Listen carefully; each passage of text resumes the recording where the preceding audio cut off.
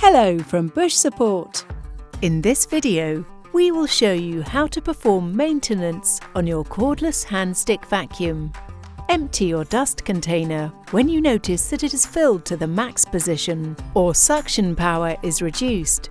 To empty the dust container, position the vacuum over a bin.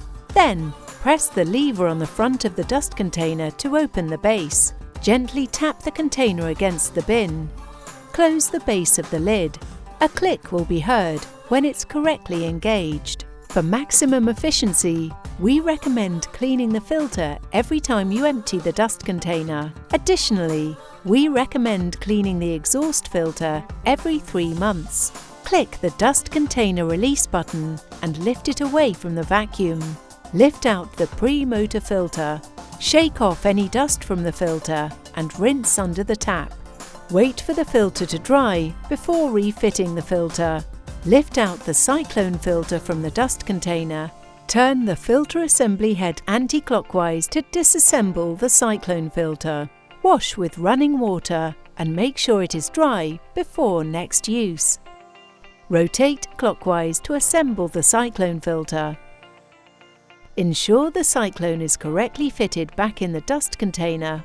You can now reinsert the pre-motor filter. You can now reattach the dust container onto the vacuum. To clean the post-motor filter, turn the cover anti-clockwise. Next, remove the filter and wash it under running water. Wait for the filter to dry before refitting the filter.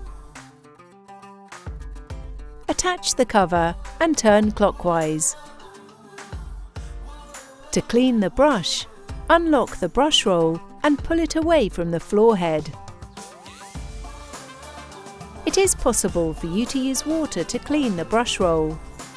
Once cleaned, insert the brush roll back into place and attach the brush roll lock. Your Bush vacuum is now ready to use. For further information, please visit www.bush-support.com.